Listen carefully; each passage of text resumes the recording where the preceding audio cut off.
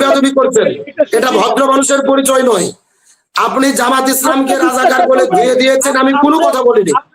আপনি ভদ্রতার পরিচয় দেন। এটিএম আজহারুল তারা বলতেছে যে 24 ধারণ করতে হবে, 24-এর পর যারা 71 বলবে তারা দেশের শত্রু, তাদের দেশ থেকে বিতাড়িত করতে হবে। মনিরুজ্জামান ভাই স্পষ্ট মিথ্যাচার করেছেন এটিএম আজহার ভাইয়ের ব্যাপারে। এটিএম আজহার ভাই নাকি বলেছেন 71-এর কথা যারা বলবে তাদেরকে দেশ থেকে বিতাড়িত করা হবে, দেশ থেকে বের করে দেওয়া হবে। আমি কাজী মনিরুজ্জামান ভাইকে চ্যালেঞ্জ করে বলি, এমন বক্তব্যের প্রমাণ উনি দিতে পারবেন না। এটিএম আজহার ভাই কখনোই বলে নাই যে যারা 71-কে অস্বীকার করবে তাদের দেশ থেকে বিতাড়িত করব। আপনার মতো একজন দায়িত্বশীল ব্যক্তি এমন জ্ঞানহীন বক্তব্য কিভাবে দেন, আমি এটা অবাক হই।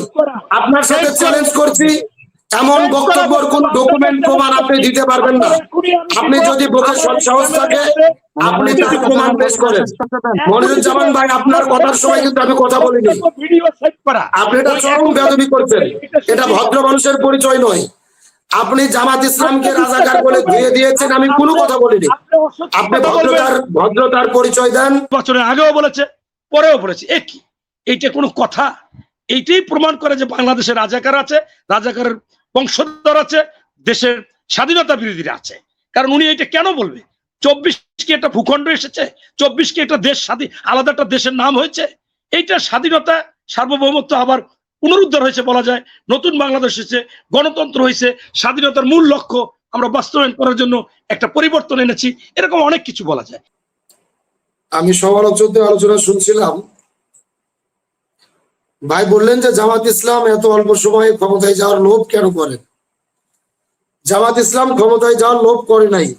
এই দেশের মানুষই চেয়েছিল যে জামাত ইসলাম যেন ক্ষমতায় যায় এবং তাদের মাধ্যমে জুলাইয়ের পুরনো আকাঙ্ক্ষা এই দেশে বাস্তবায়ন হতো। এবং বিএনপিকে ভোট দিয়ে যে জনগণ ধরা খেয়েছে, বিএনপি যে ধোঁকাবাজি করেছে, এটা 1.5 মাসে সেটা প্রমাণ হয়ে গেছে। একমাত্র জামাত ইসলাম ক্ষমতায় গেলেই জুলাইয়ের আকাঙ্ক্ষা পরিপূর্ণভাবে বাস্তবায়ন হতো।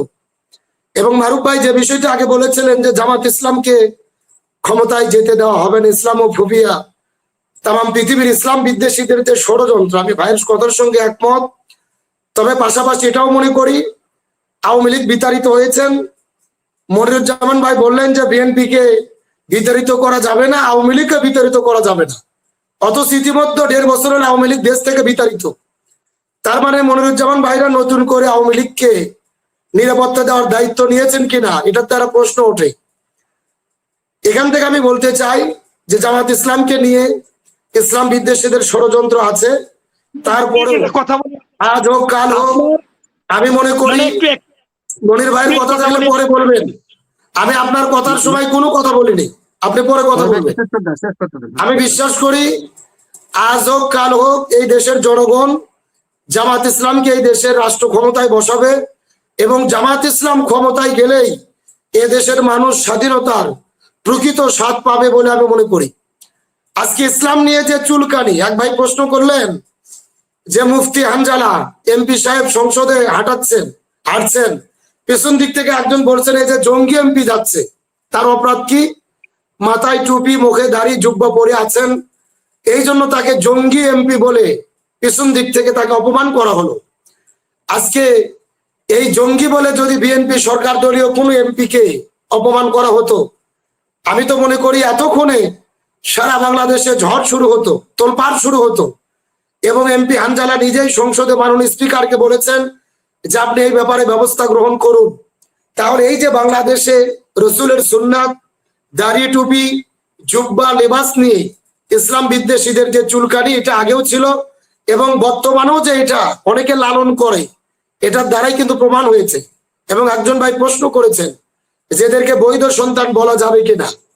আমি বলতে চাই এখানে শুধু পীরজাদা হানজালাকে অপমান করা হয় নাই, বরং তাকে অপমান করা হয়েছে রসুলের পাগড়ি, রসুলের সুন্নাত দাড়ি, রসুলের সুন্নাত পোশাক দেখে। সুতরাং আল্লাহর কোরআন বলেছেন উতুল্লিম বাদা যালিকা জানিম, যারা রসুলকে অপমান করে, রসুলের সুন্নাত নিয়ে কটাক্ষ করে, নিশ্চয় তারা কখনো বৈধ সন্তান হতে পারে না। অবশ্যই যাদের ইসলাম নিয়ে চুলকানি, রসুলের সুন্নাত নিয়ে চুলকানি, এরা অবৈধ সন্তান। এটাই কোরআন হাদিস থেকে আমরা বুঝতে পারি। আজকে দেখলাম সংসদে বিএনপির একজন এমপি, ধর্মমন্ত্রী সম্ভবত শামীম কায়সার, উনি বক্তব্য দিচ্ছেন উর্দু ভাষায়। একবার চিন্তা করে দেখেন, এই উর্দু ভাষায় যদি জামাত ইসলামের কোনো এমপি বক্তব্য দিত, এতক্ষণ নাস্তিক পাড়ার ঘুম হারাম হয়ে যেত, শাহবাগীরা রাজপথে নামতো, জামাত ইসলামের বিরুদ্ধে মিছিল করা শুরু করতো, যে যেই পাকিস্তানের বিরুদ্ধে যুদ্ধ করলাম, যেই উর্দু ভাষার জন্য এই দেশের মানুষ জীবন দিল, সেই উর্দু ভাষায় মহান সংসদে কেন বক্তব্য দেওয়া হলো? অথচ আজকে শামীম কায়সার সাহেব যখন উর্দু ভাষায় বক্তৃতা দিলেন, এটা নিয়ে কারো কোনো মাথা ব্যথা নেই। তার মানে বোঝা যায় নিজেরা করলে আরাম, আর অন্যরা করলেই হলো ব্যারাম। ইসলাম যেখানে আছে, ইসলাম বিদ্বেষী যারা, তাদের চুলকানি থাকবে, তাদের সমস্যা থাকবে, তারপরেও যারা ইসলামকে মহব্বত করে, ইসলামকে ভালোবাসে, ইসলাম প্রিয়, তারা ইসলামকে সাথে নিয়েই এগিয়ে যাবে। এবং আমি মনে করি এই পীরজাদা হানজালাকে যারা জঙ্গি বলেছেন, এরা অপরাধ করেছেন, এদেরকে সংসদ ভবনে, অবশ্যই ভিডিও ফুটেজ আছে সিসিটিভিতে, অতি দ্রুত 24 ঘন্টার মধ্যে একে বের করে শাস্তির আওতায় আনা দরকার। নতুবা যদি এমপি কে জঙ্গি বলে এখানে এরা পার পেয়ে যায়, আবারও নতুন করে হাসিনার শাসনের মতো আলেমদেরকে ধরে, দাড়ি টুপিওয়ালাদেরকে ধরে, রসুলের সুন্নাতের মহব্বতের মানুষদেরকে ধরে আবারও যে জঙ্গিবাদের নাটক এই দেশে করা হবে না, এর কোনো গ্যারান্টি নেই। আজকে গুম কমিশন অধ্যাদেশ বাতিল, তার মানে আবারও তারা নতুন করে গুমের নাটকের পথে হাঁটতে চায়। আজকে বিচারক অধ্যাদেশ বাতিল, নিজেদের মতো বিচারক নিয়োগ করে তারা স্বার্থ হাসিল করতে চায়, এটা আজকে জাতির কাছে প্রমাণ হচ্ছে। আমার আগে মনিরুজ্জামান ভাই বারবার বললেন যে আমি মোনাফিকের কথা বললাম, আমি হাদিস থেকেই বলেছিলাম, ডাইরেক্ট তারেক রহমান মোনাফিক এটা আমি বলিনি। এখন উনি যদি ওটা ওনাদের দিকে আগিয়ে নেন সেটা তার ব্যাপার। তবে তারেক রহমান মাননীয় প্রধানমন্ত্রী, তিনি গতকালকে সংসদে বক্তব্য দিতে গিয়ে বলেছেন যে আমার দেশে এমনও দল আছে যারা নির্বাচনের আগে জান্নাতের টিকিট বিক্রি করেছেন। অথচ জামাত ইসলামের কোন নেতা কোন সমাবেশে কোন জায়গায় বক্তব্য দেয় নাই যে জামাত ইসলামকে ভোট দিলে আপনারা জান্নাতের টিকিট পাবেন।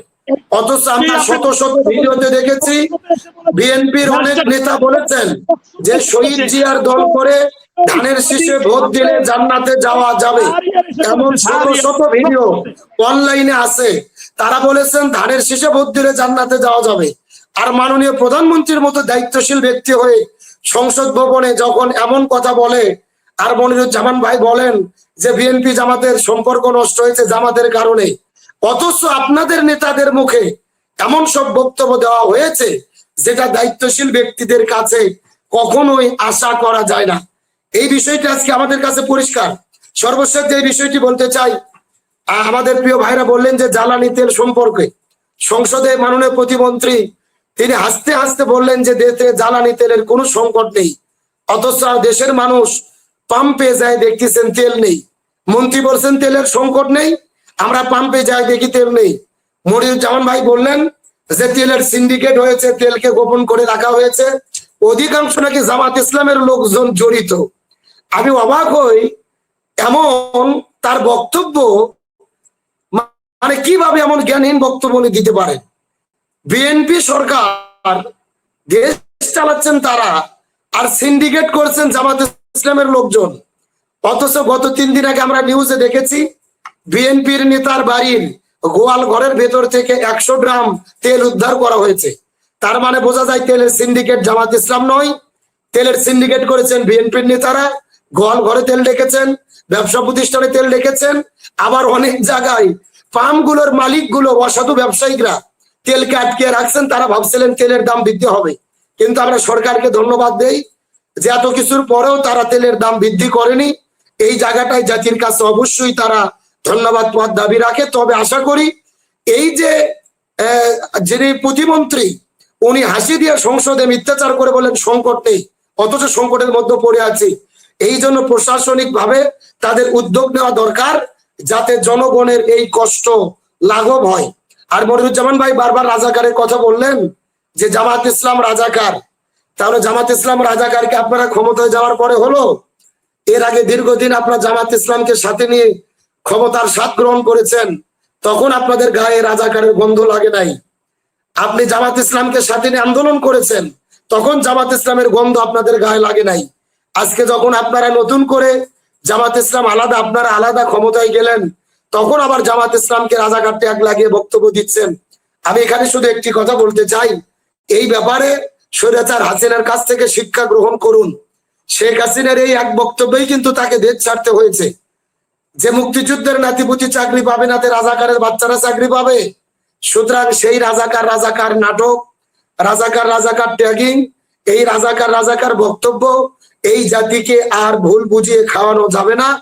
এবং সর্বশেষ যে বিষয় বলি, মনিরুজ্জামান ভাই স্পষ্ট মিথ্যাচার করেছেন এটিএম আজহার ভাইয়ের ব্যাপারে। যে এটিএম আজহার ভাই নাকি বলেছেন ৭১-এর কথা যারা বলবে তাদেরকে দেশ থেকে বিতাড়িত করা হবে, দেশ থেকে বের করে দেওয়া হবে। আমি কাজী মনিরুজ্জামান ভাইকে চ্যালেঞ্জ করে বলি, এমন বক্তব্যের প্রমাণ উনি দিতে পারবেন না। এটিএম আজহার ভাই কখনোই বলে নাই যে যারা ৭১-কে অস্বীকার করবে তাদের দেশ থেকে বিতাড়িত করব। আপনার মতো একজন দায়িত্বশীল ব্যক্তি এমন জ্ঞানহীন বক্তব্য কিভাবে দেন? আমি এটা অবাক হই। আপনার সাথে চ্যালেঞ্জ করছি, এমন বক্তব্যের কোন ডকুমেন্ট প্রমাণ আপনি দিতে পারবেন না। আপনি যদি বুকে সাহস থাকে আপনি তার প্রমাণ পেশ করেন। মনিরুজ্জামান ভাই, আপনার কথার সময় কিন্তু আমি কথা বলিনি। আপনি এটা চরম বেয়াদবি করছেন, এটা ভদ্র মানুষের পরিচয় নয়।